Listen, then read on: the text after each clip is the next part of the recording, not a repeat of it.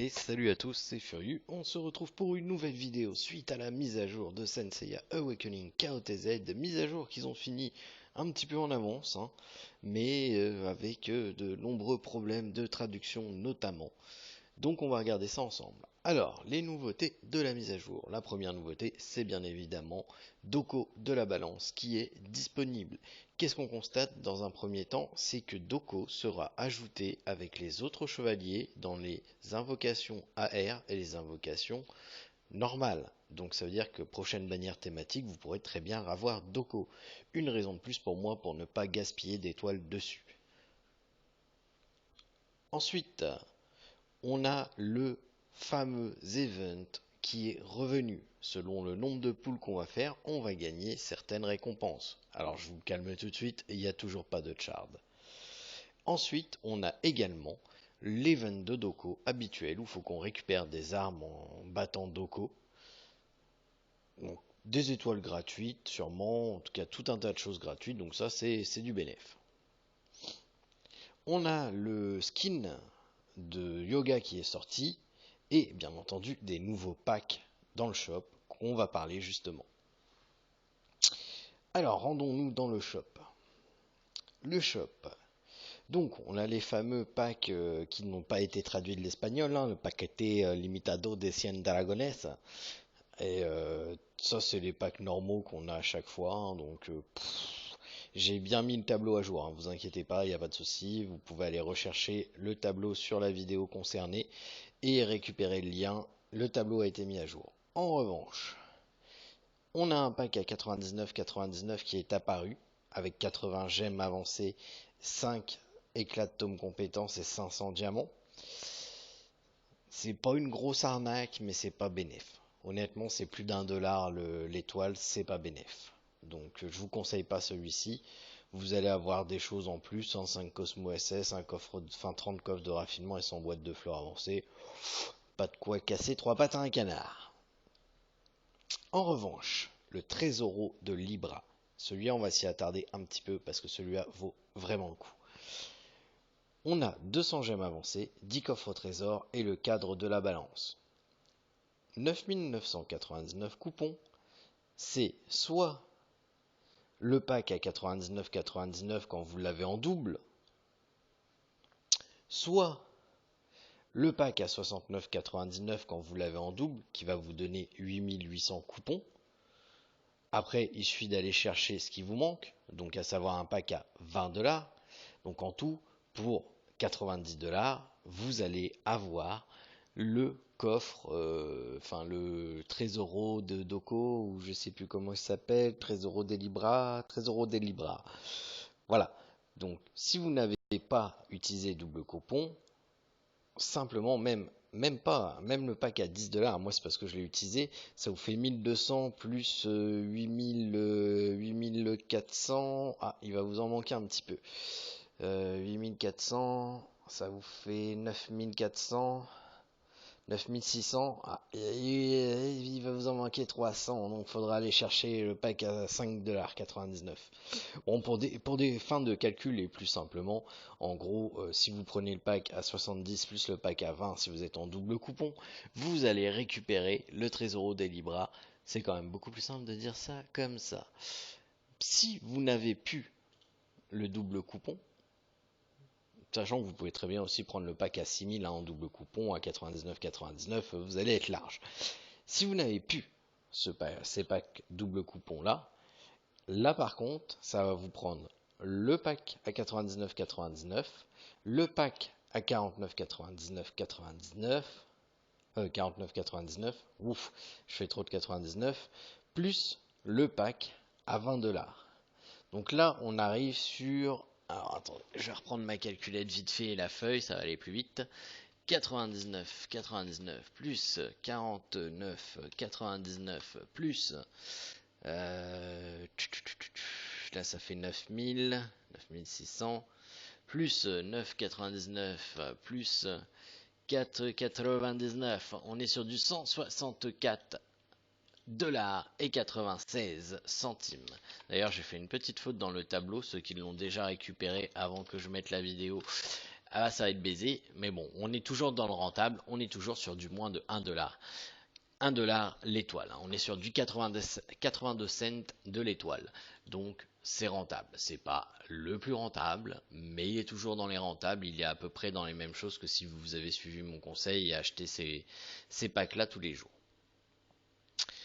Par contre, si vous n'avez pas utilisé ce, le double coupon, là ça va être extrêmement rentable. Parce que si vous prenez le pack à 69,99 plus le pack à 19,99, on est donc sur un gros total de 89,98 €, ce qui nous donne pour l'étoile, alors oui, si je mets pas une virgule, il va pas appliquer ma formule. Qu'est-ce qu'il est con Google? Sur un total de 45 cents de l'étoile. 45 cents de l'étoile. Donc très très très rentable. Il revient au même prix quasiment que, que les cartes d'abonnement. Donc vraiment très très rentable. Il revient au même prix que le pack disque offert en cadeau en or, qui est à 40 cents de l'étoile. Donc on est bien.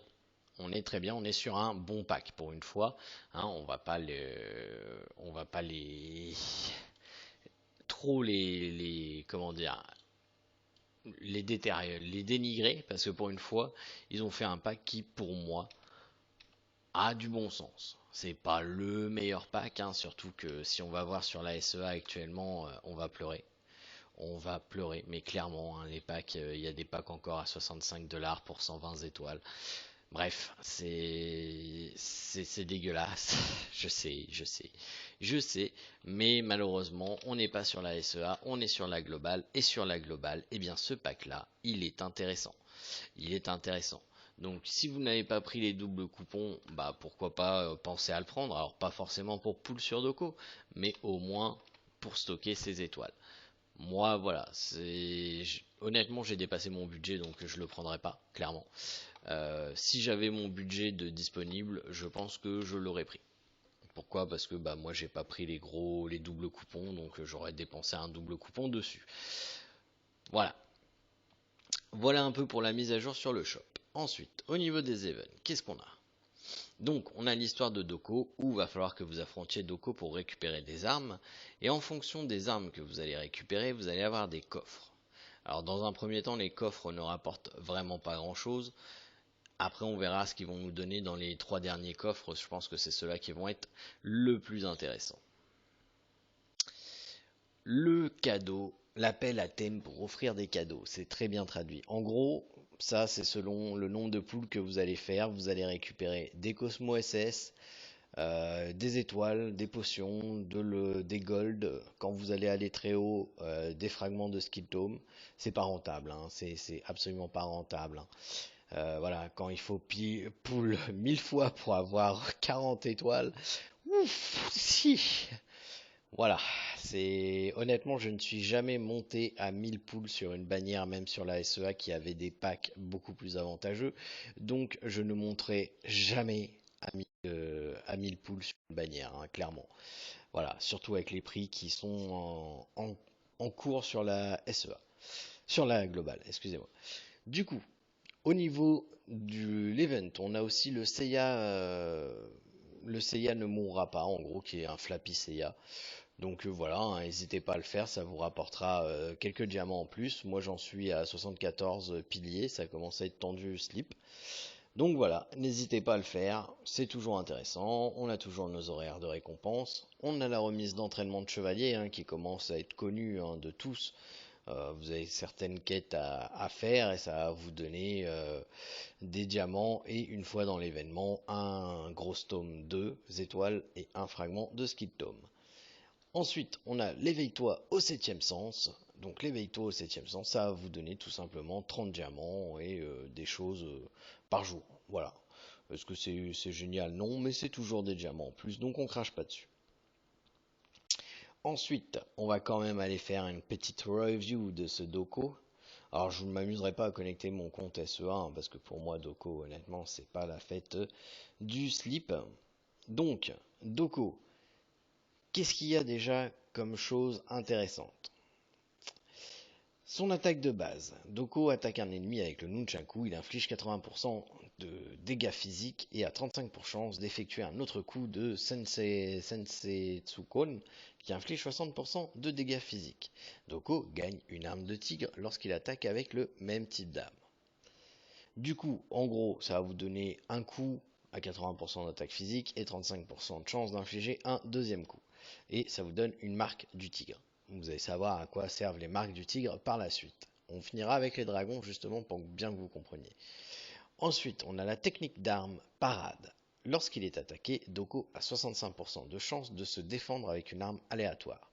Vent de tonfa qui va augmenter votre résistance statut de 15%, le bouclier qui annule 10% des dégâts, et à chaque fois qu'il bloque, il va gagner un esprit du tigre supplémentaire.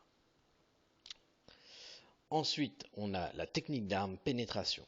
Quand un chevalier allié effectue des attaques de base, c'est bien important de le préciser, c'est pas comme Yuzuria qui a besoin d'autres attaques, c'est vraiment les attaques de base. Donc oui, vous pouvez très bien par exemple faire la comète de Seiya, Yuzuria proc, et la Yuzuria, vu que c'est son attaque de base qui proc, il y a une chance que Doko proc derrière.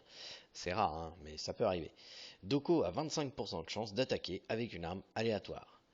La charge de la lance ou le coup d'épée. La charge de la lance, en gros, il va utiliser charge de lance ou coup d'épée. Donc charge de lance imprègne de corps de la même cible de la marque du dragon tigre et lors de l'utilisation des 100 dragons de Rosanne, si un dragon azur touche la cible, toutes les marques explosent.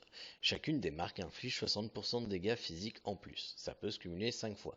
Donc là, en gros, vous allez avoir une marque du tigre qui va être sur la personne. Donc là, du coup, quand vous allez lancer vos dragons de Rosanne, ça fera plus de dégâts. Le coup d'épée inflige 30% de dégâts physiques à un ennemi aléatoire 2 fois. En multijoueur, Doko ne peut pas utiliser coup d'épée sur la même cible plusieurs fois.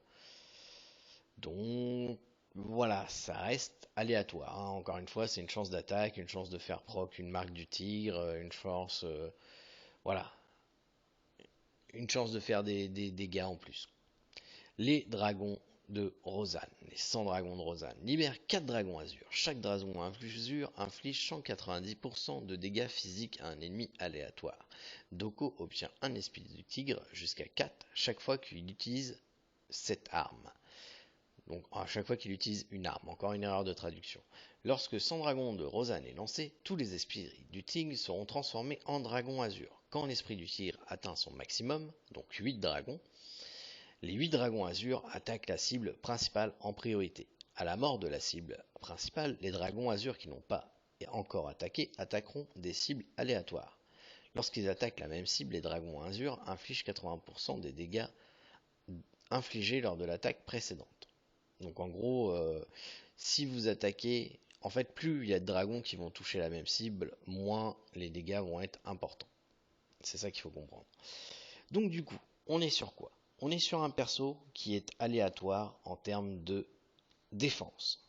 On est un perso qui est aléatoire en termes d'attaque. On est sur un perso aléatoire en termes de spell.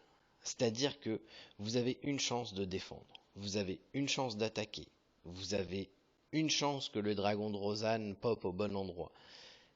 Vous avez tellement d'aléatoires dans ce perso. Vous trouviez que Milo c'était un gilet jaune et qu'il était trop aléatoire. Doko c'est pire. Doko c'est pire. Parce que non seulement il va falloir stacker les 4 marques en plus, parce que si vous lancez 4 dragons de Rosanne, ça part n'importe où, et alors là, petit bonheur la chance de savoir que ça touche votre cible. Donc il va falloir stacker les 4 marques, donc ça va pas se faire en un tour, à moins de grandes chances.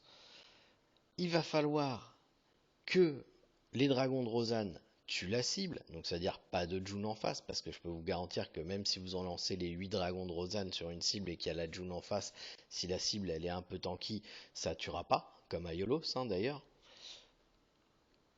S'il tue la cible, après les dragons partent en vrille. Et si vous n'avez pas les 8 marques, et ben ça part en vrille de partout. Donc on est sur un perso qui est pour moi le perso le plus aléatoire du jeu. Il peut être très fort comme il peut être très nul.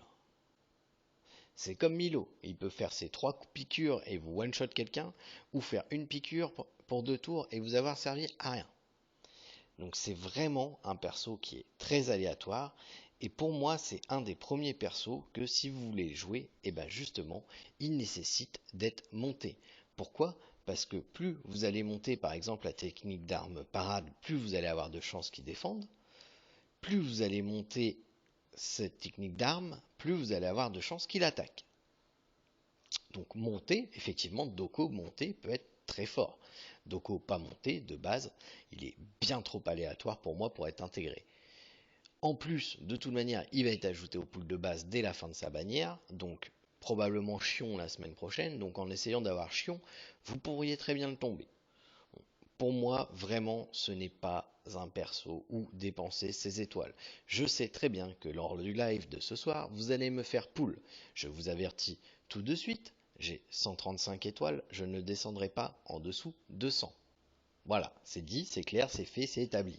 Donc me demandez pas de continuer après les étoiles, les 100 étoiles, je ne le ferai pas. Je sais qu'on fera les 35 étoiles qui sont en rab, mais on descendra pas en dessous.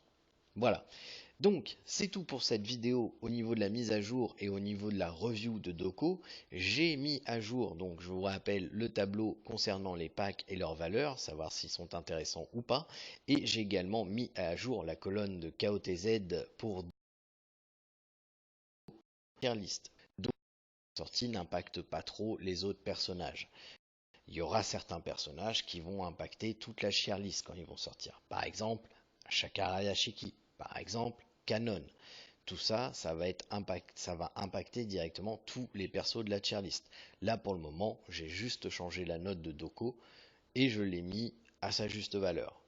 Il y en a qui seront pas d'accord, il y en a qui seront d'accord, il y en a qui seront encore plus méchants avec Doko que moi, mais je peux vous dire que pour l'avoir joué sur la SEA, c'est un perso qui est très aléatoire, comme Milo, et voilà, c'est dur de jouer avec un perso aléatoire.